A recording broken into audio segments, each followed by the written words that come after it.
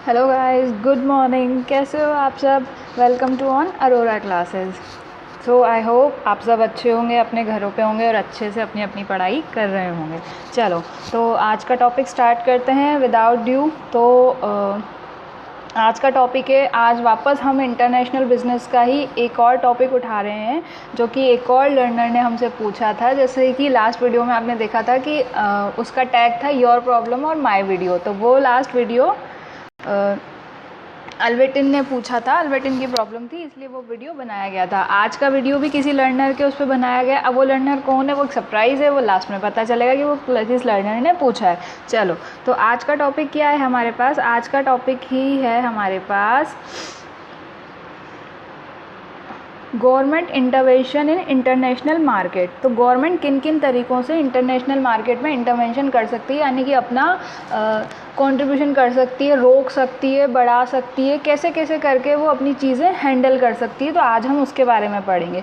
पहली बात तो हम ये देखते हैं कि ये इम्पॉर्टेंट होता क्यों है, यानी कि गवर्नमेंट का जो इंटरवेंशन होता है वो इम्पॉर्टेंट होता क्यों है, क्यों करती है गवर्नमेंट? ताकि जो उसके डोमेस्टिक मार्केट है, यानी कि जैसे अगर इंडिया में कोई कंपनी आ रही है तो वो इतनी ज़्यादा इंडिया के जो घरेलू, डोमेस्टिक मीन्स घरेलू जो इंडस्ट्रीज़ है उस पर इतनी हावी नहीं हो जाए कि वो डोमेस्टिक मार्केट ही पूरा ख़राब हो जाए। ठीक है, तो इसीलिए गवर्नमेंट का इंटरवेंशन हर चीज़ में ज़रूरी होता है।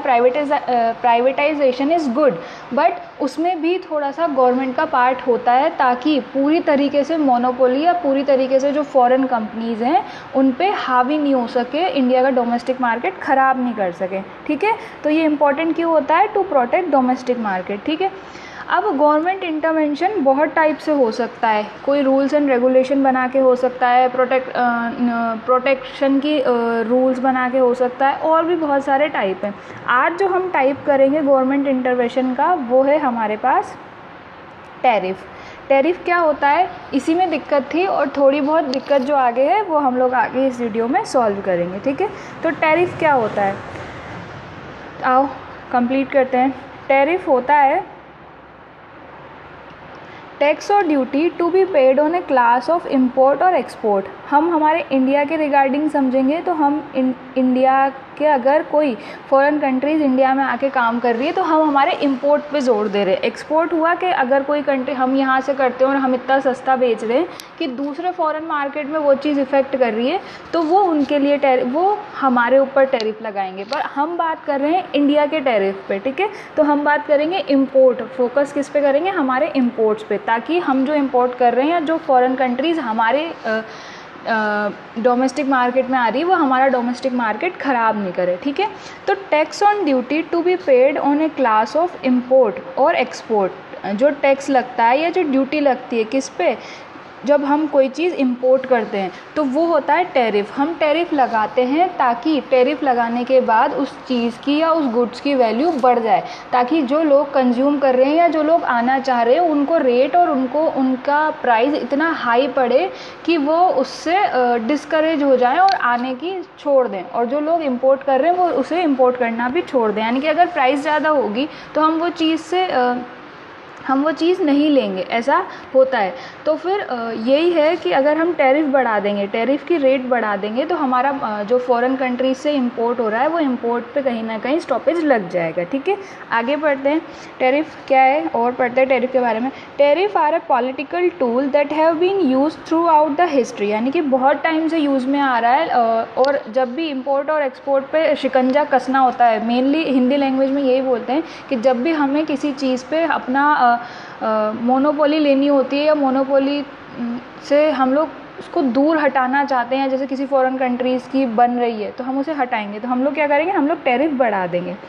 To control the amount of import आ गया, to control the amount import, क्योंकि हम जैसे ही टैरिफ बढ़ाएंगे तो इम्पोर्ट कम हो जाएगा, इम्पोर्ट डिस्करेज हो जाएगा। ठीक है, that flow into a country and determine which nation will be granted most favourable trading condition. ठीक है, हाई टैरिफ आ गया। High tariff create protectionism shielding a domestic industry product against foreign competition, यानी कि फॉरेन कंपटीशन के against क्या करता है, प्रोटेक्ट करता है और एक शील्ड बन के खड़ा होता है। टैरिफ क्या होता है, एक शील्ड होता है डोमेस्टिक इंडस्ट्रीज़ के लिए, जो उन्हें किसके अगेंस्ट बचाता है, उन्हें फॉरेन कंपटीशन के अगेंस्ट से बचाता है। High tariff usually reduce the importance of a given product because high tariff leads to a high price for the customer to that product, यानी कि अगर हाई टैरिफ होगा तो उसकी प्राइस भी आज ज़्यादा हो जाएगी। मान लो कोई गुड्स 10 रुपये की है, उस पर 100% से लग रहा है तो वो हो गई 20 रुपये की। तो अगर जो चीज़ 10 रुपये में आ रही है वो लोग 20 रुपये में क्यों खरीदेंगे, तो वो लोग क्या करेंगे, उसका सब्सटीट्यूट ढूंढेंगे, यानी कि इम्पोर्ट करने की जगह उसकी जगह कोई उस गुड्स की जगह कोई और गुड यूज़ करने लग जाएंगे। ठीक है, तो हाई टैरिफ यानी कि हाई प्रोडक्ट प्राइस, और उससे डिस्करेज हो जाएगा कस्टमर और उसका कंज्यूम करना छोड़ देगा, तो इससे डोमेस्टिक जो मार्केट है वो ग्रो करना स्टार्ट कर देगा। ठीक है, नेक्स्ट पढ़ते हैं।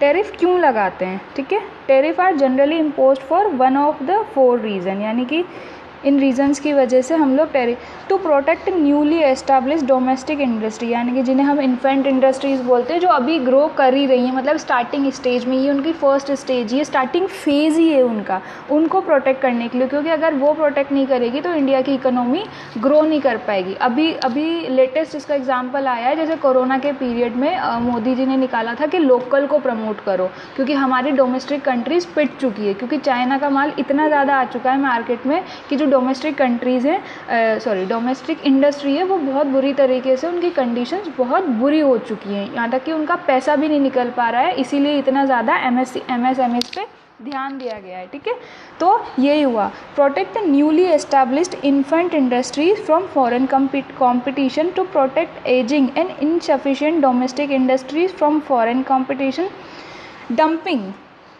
डंपिंग होता क्या है, पहले तो डंपिंग समझो। डंपिंग होता है कोई गुड इंडिया में 10 रुपये की है, राइट, इंडिया में 10 रुपीज़ की है, अब फॉरेन कंपटीशन वाले आके उसे 5 रुपीज़ में बेच रहे हैं। जैसे कि दिवाली के टाइम पे होता हो, अगर आप लोगों को याद हो, तो इंडिया में जो लाइट्स बनती हैं, जो डेकोरेशन के लिए लाइट्स आती हैं, अगर ऑन एन एवरेज में उनकी प्राइस अज्यूम करके चलूँ, I don't know the exact price क्योंकि मैंने कभी परचेज़ नहीं करी है, हमारे फैमिली मेम्बर जाते हैं, अगर ऑन एन एवरेज भी लेके चलते हैं तो अगर वो लाइट्स 200 रुपये की आ रही है डेकोरेशन के लिए, वो हमें 200 रुपीज़ की पड़ रही है, और कोई बाहर की कंट्री वाले आके उसी लाइट्स को 100 रुपीज़ में सेल कर रहे हैं, तो हम लोग क्या खरीदेंगे। It's generally a human nature कि हम लोग जो चीप होती है, मतलब जो रेट में सस्ती होती है, हम लोग फर्स्टली हमारा अट्रैक्शन उसकी तरफ ही होता है, क्योंकि लाइट्स हम कितनी सी बार यूज़ करते हैं, हम लोग भी यही सोचते हैं वो 100 रुपये में 2 बार चल जाएगी तो अच्छा ही है। ठीक है, तो हम 200 की जगह वो 100 वाली लाइट को खरीदते हैं। दिस इज़ डंपिंग, यानी कि जो डोमेस्टिक मार्केट है वो तो ख़राब हो गया, आपने 200 रुपये की चीज़ तो ली नहीं, जो इंडिया में बनी है वो चीज़ आपने नहीं ली, आपने जो फॉरेन कंट्रीज़ में चीज़ बनी थी वो ली, हमारा एक तो हमारा पैसा भी बाहर चला गया, दूसरा डंपिंग हुई कि इंडिया का मार्केट पूरा उससे चौपट हो गया, क्योंकि इंडिया की इंडस्ट्री तो ग्रो कर ही नहीं पाई। ठीक है, तो ये होता है dumping. To protect domestic producers from dumping, यानी कि जो डोमेस्टिक प्रोड्यूसर है उनको डंपिंग से बचाना बाय फॉरेन कंपटीशन और गवर्नमेंट। अब डंपिंग होता क्या है, dumping occurs when a foreign company charge a price in the domestic market which is below its own cost or under the cost for which it sells item in own domestic market, या तो उसकी खुद की coast से भी कम होगा या फिर जो डोमेस्टिक मार्केट की प्राइस है उससे कम होगा। इतना चीप जाके इतनी गिरी हुई रेट पे मार्केट में आके प्रोडक्ट बेच देते हैं कि जो डोमेस्टिक गुड्स होते हैं उनकी रेट आउट हो जाती है और वो मार्केट से निकल जाते हैं, और कितनी इंडस्ट्रीज़ बंद हो जाती हैं सिर्फ इस फॉरेन कंपटीशन की वजह से। तो टैरिफ इसीलिए होता है, टैरिफ का एक मेन रीज़न भी ये है कि डंपिंग के अगेंस्ट प्रोटेक्ट करना होता है। ठीक है, और last but not the least जो बहुत इंपॉर्टेंट पार्ट होता है, टू रेज रेवेन्यू। टैरिफ से रेवेन्यू जनरेट होता है, क्योंकि जितना ज़्यादा इम्पोज और जितना ज़्यादा ड्यूटी इम्पोज करेंगे हम तो गवर्नमेंट को उससे रेवेन्यू होगा। Many developing nations are tariff as way of raising revenue. For example, a tariff on oil imposed by the government of a company that has no domestic oil reserves may be a way to raise steadily flow revenue, यानी कि इससे revenue generate होता है। Basic thing यही थी। अब type of tariff, tariff कितने type का होता है? टैरिफ गवर्नमेंट दो तरीके से रोक सकती है, टैरिफ लगा के और नॉन टैरिफ, यानी कि टैरिफ बैरियर क्रिएट करके और नॉन टैरिफ बैरियर क्रिएट करके, ठीक है। तो हम आज जिस चीज़ पे मेनली फोकस कर रहे हैं वो है टैरिफ, टैरिफ, टैरिफ और टैरिफ। अब हमने टैरिफ पढ़ लिया, टैरिफ क्यों लगाते हैं, टैरिफ के पीछे रीज़न क्या है, टैरिफ किस टाइप से लगाया जाता है और टैरिफ कितने टाइप का होता है, ठीक है। तो अब हम पढ़ रहे हैं टैरिफ के टाइप, के टैरिफ कितने टाइप का होता है। तो चलो पढ़ते हैं। ओहो, ऊपर चला गया टैरिफ, तो हम इसे नीचे ले आएंगे। स्पेसिफिक टैरिफ, फर्स्ट टाइप होता है स्पेसिफिक टैरिफ। अब स्पेसिफिक टैरिफ क्या होता है कि fixed charge on each unit imported, यानी कि एक फिक्स्ड अमाउंट हम ईच यूनिट पे इम्पोज कर देते हैं कि कितनी भी यूनिट आए, we don't care about the unit, we just care about the each price cost, यानी कि ईच प्राइस की जितना हमारा टैरिफ पड़ रहा है सिंगल यूनिट पे हम लोग टैरिफ इम्पोज करते हैं। एग्जांपल से समझते हैं, 20 पैसा पर यूनिट या 1 रुपीज़ पर यूनिट। ये इट्स जस्ट एग्जांपल कि समझाने के लिए है कि हम लोग ऐसे पर यूनिट के हिसाब से, अगर मान लो हम 1 रुपये पे 100 यूनिट कर रहे हैं तो कितना हो गया, 100 हो गया हमारे पास। ऐसे ही अगर हम 10 रुपये पर यूनिट के हिसाब से कर रहे हैं तो टैरिफ कितना हो गया, 1000। यानी कि यूनिट से फ़र्क नहीं पड़ रहा, रेट से फ़र्क पड़ रहा है कि स्पेसिफिक में हम लोग रेट फिक्स कर रहे हैं कि इतनी रेट से पर यूनिट पे इतना टैरिफ लगेगा ही लगेगा, ठीक है। तो ये हो गया हमारे पास स्पेसिफिक टैरिफ। इसको क्लियर कर लेते हैं ताकि हम नेक्स्ट वाला समझ पाएँ। चलो नेक्स्ट वाला है हमारे पास एड वॉलरम टैरिफ, ठीक है। ये हमारा सेकंड टाइप ऑफ टैरिफ है, एड वॉलरम टैरिफ। अब इसमें क्या होता है, जैसे लास्ट वाले स्पेसिफिक टैरिफ में हमने प्राइस फिक्स कर दिया था पर यूनिट पे कि इतनी प्राइस पर यूनिट पे फिक्स है, इतना प्राइस पे टैरिफ लगेगा ही लगेगा। अब इसमें क्या होता है, इसमें परसेंटेज फिक्स कर देते हैं, किस पे, टोटल वैल्यू पे। टोटल वैल्यू पे परसेंटेज फिक्स कर दी कि टोटल वैल्यू कितनी भी आए, we don't fucking care about the total value, we just care about the percentage what we imposed on the total value, we just imposed a percentage on the total value, that's it in ad valorem tariff, ठीक है। अब अगर इसे example से समझें तो मानो हमारे total value of goods is 20,000 rupees. अब अगर हम 10%, इसमें परसेंट लगाना भूल गए, अगर इसमें 10% से भी हम लगाते हैं तो हमारा कितना हुआ, 2000 रुपीज़ टैरिफ हो गया। 20,000 का 10% 2000 रुपीज़ हो गया, ठीक है। तो इसमें परसेंट के हिसाब से लगाते हैं ऑन टोटल वैल्यू, इसमें पर यूनिट नहीं है, लास्ट वाले में पर यूनिट था और इसमें टोटल वैल्यू है, राइट। तो टोटल वैल्यू पे फिक्स परसेंटेज से एड वॉलरम में हम लोग चार्ज करते हैं, right. You got my point, okay. Let's move to the third point. The third point is compound tariff. अब what is the compound tariff? Hybrid पता है आप लोगों को हाइब्रिड क्या होता है? हाइब्रिड दो चीज़ों का या बहुत सारी चीज़ों का मिक्सचर होता है। तो जस्ट लाइक कंपाउंड भी बता रहा है, कंपाउंड यानी कि बहुत ज़्यादा मिला जुला, ठीक है। तो इसमें फर्स्ट और सेकंड, फर्स्ट हमारे पास था स्पेसिफिक और सेकंड था हमारे पास एड वॉलरम। तो कंपाउंड में होता क्या है, कंपाउंड में specific plus ad valorem on specific goods, यानी कि दोनों टाइप से लगाते हैं। Tax is important goods that is combination of fixed amount and an amount based on the value, यानी कि फिक्स्ड अमाउंट भी होता है कि इतने रुपीज़ से ईच यूनिट पे चार्ज करना है, और अगर वो यूनिट क्रॉस करती तो फिर टोटल वैल्यू पे परसेंटेज बेस्ड चार्ज कर लेते हैं। इसका एग्जांपल क्या है, processed cherry product in US were protected at the time by the compound tariff of 6.9% पर किलोग्राम, ठीक है। 6.9% पर kilogram plus 4.9% of the product price, यानी कि प्रोडक्ट की प्राइस जितनी है उसका 4.5% से लगेगा और पर किलोग्राम पे 6.9 से लगेगा। तो दोनों टाइप से हो गए। तो ये होते हैं हमारे तीन टाइप, स्पेसिफिक, एड वॉलरम और कंपाउंड। स्पेसिफिक में एक बार और रिपीट करते हैं, स्पेसिफिक में पर यूनिट चार्ज करते हैं पर यूनिट पे, एड वॉलरम में फिक्स परसेंटेज चार्ज होती है टोटल वैल्यू पे, और कंपाउंड टैरिफ में दोनों टाइप से मिक्स करके चार्ज करते हैं, ठीक है।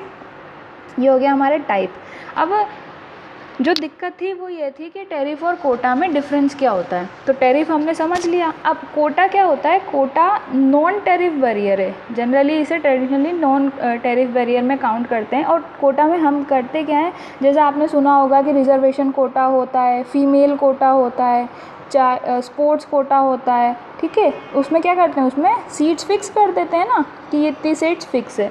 तो सेम लाइक कोटा में भी यही होता है। कोटा एक नॉन टैरिफ बैरियर है जिसमें क्या करते हैं, fix the quantity of goods imported, यानी कि जैसे हमने फिक्स कर दिया कि कोई भी इंडस्ट्री है वो 5000 यूनिट ही मंगा सकती है, तो ये 5000 के बाहर नहीं जाएगी। इसकी यूनिट फिक्स कर दी हमने कि ये 5000 यूनिट इंपोर्ट कर सकती है, यानी कि हमने यूनिट ही फिक्स कर दी। क्या करा हमने, यूनिट ही फिक्स कर दी कि इतनी क्वांटिटी ही आ सकती है, इससे ज़्यादा quantity we didn't allow to you to import. Okay, वो अलाउ भी नहीं करते हैं, ठीक है।